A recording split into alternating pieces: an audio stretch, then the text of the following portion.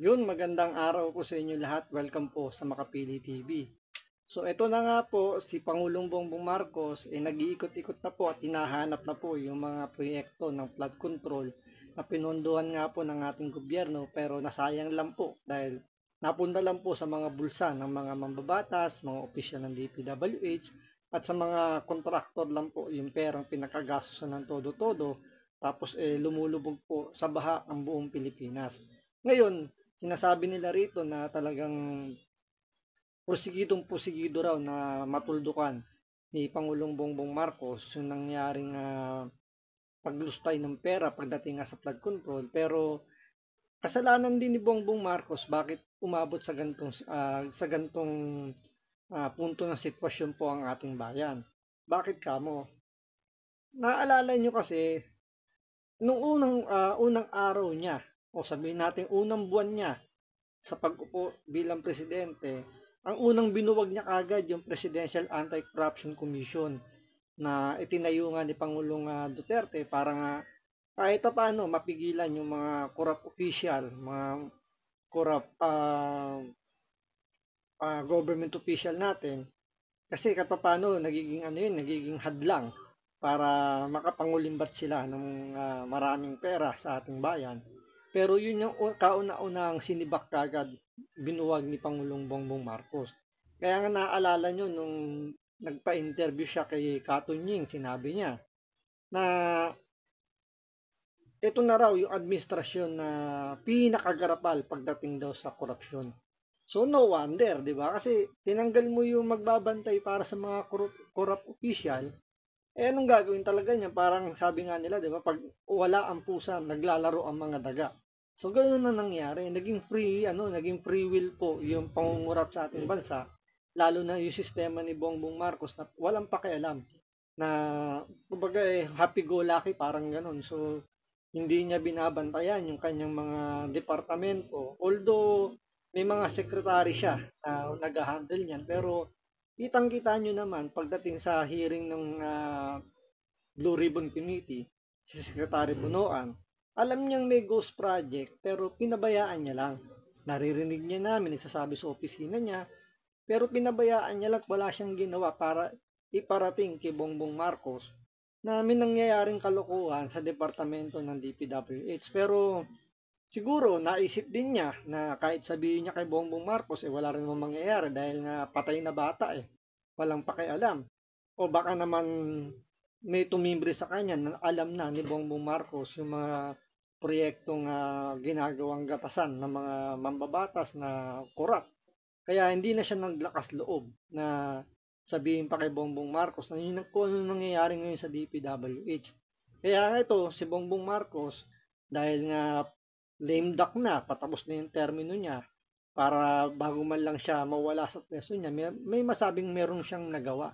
Pero ang katotohanan niya, naguhugas kamay na lang siya para kung sakasakali nga naman na dumating yung araw nasasampahan na siya ng sandamukal na kaso, meron siyang panabla para sabihin meron siyang tinrabaho nung siya ay presidente. Kaya ngayon, kita nyo naman talagang kahit hindi niya trabaho yung mag-inspect, siya mismo ang pupunta sa mga site para tingnan kung totoong may mga ganyang proyekto. Di ba pwede mo namang iutos yan sa DPWH.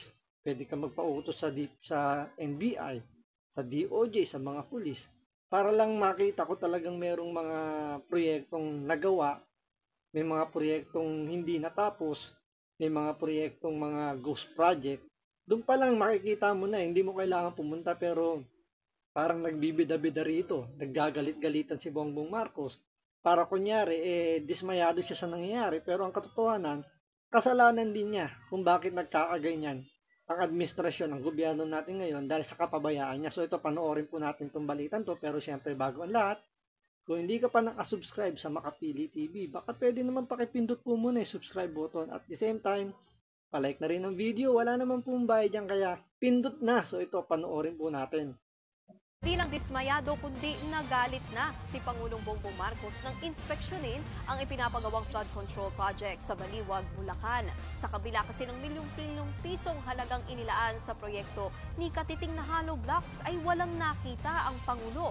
At para sa detalye live mula sa Baliwag, Bulacan, nasa frontline ng balitang yan si Hannibal Talete. Hannibal, kamusta ba ang naging inspeksyon ng Pangulo at tila nagalit siya? Niki, kahit na umaambon at umaaraw dito sa bahagi ng Bulacan, tuloy ang pag-inspeksyon ni Pangulong Bongbong Marcos sa flood control project dito sa Baliwag, Bulacan. Ito ay matapos na makatanggap ng reklamo ang tanggapan ng Pangulo. Naku, umaambon daw sa Bulacan.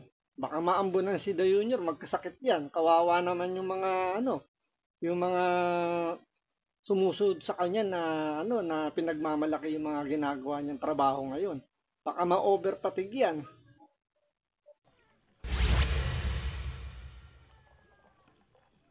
₱55 million umano ang halaga ng ipinapagawang concrete river wall dito sa Barangay Piel, Baliwag, Bulacan. Pero nang puntahan ng Pangulo ang ipinapagawang proyekto, walang makita niya isang hollow block. Batay kasi sa report na kanilang natanggap, nung June pa umano kompleto at fully paid na ang proyekto. Ayon sa Pangulo, walang semento at walang equipment na nakikita sa lugar. Lahat ng proyekto na ito ay ghost project. Ngayon ay pinag-aaralan na nilang gagawin sa mga kontratista, lalo't nagtuturuan umano ang mga ito. Sinabi pa ni PBBM na titiyakin nila na ang mga kontraktor ay mananagot sa ganitong proyekto. Kawawa raw ang taong bayan na nakatira sa lugar dahil sa sila ang nababaha. Dahil sa nasaksihan ngayong umaga, sinabi ni Pangulong Bongbong Marcos na galit siya sa kanyang nadiskubre. Pakinggan natin ang pahayag ng Pangulo. Galit daw siya sa mga nakita niya. At sisiguraduhin daw niya may mananagot.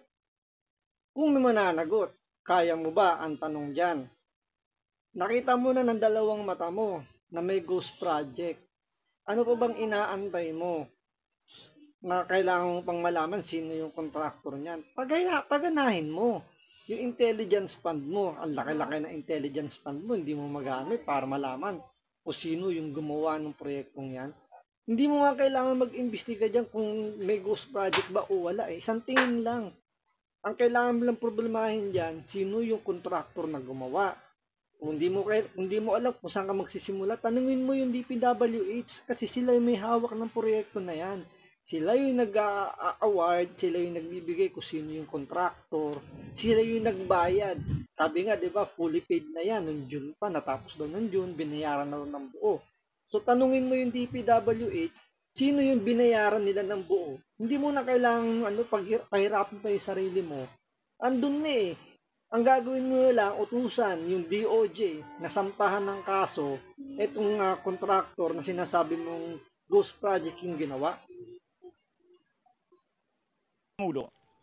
Cost is 55,730,911 as of last month, June, ang report dito 100% complete at saka fully paid. Wala kaming makita na kahit isang hollow block, isang semento, walang equipment dito. Lahat itong project na ito, ghost project. O, di ba? Sa kanya palang kumpirmado na ghost project. Ano pang inaantay mo?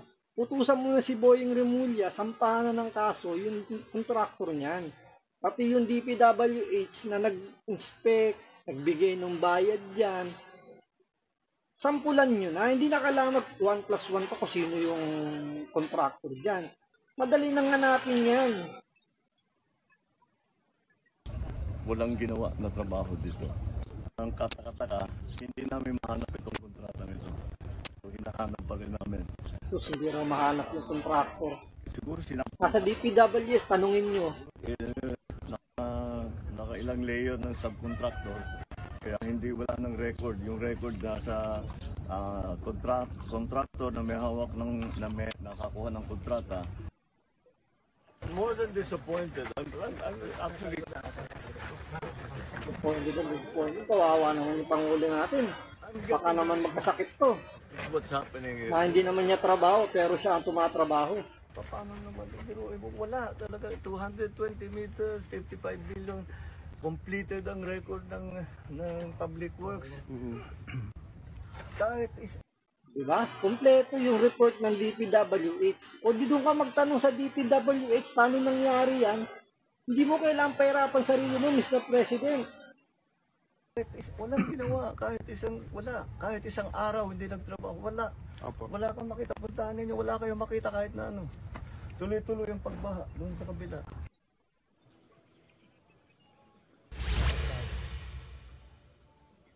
Diki, pagkatapos nga ng inspection nito ni Pangulong Bongbong Marcos ay babalik na siya sa Malacanang para nga asakasuhin. Babalik na siya ng Malacanang, papahinga na kasi pagod na. Pagod na tayo isip kung sino daw yung kontraktor ng gumawa ng Ghost Project. Napakasimple lang naman ang gagawin mo. Tanungin mo yung DPWH. Nandun lahat ang sagot, kahit ilang subcon pa ginawa nila dyan.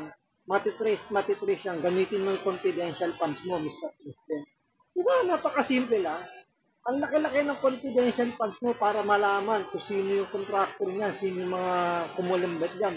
Makikita mo, basta gamitin mo yung confidential funds mo, hindi kung saan mo inilalagay na.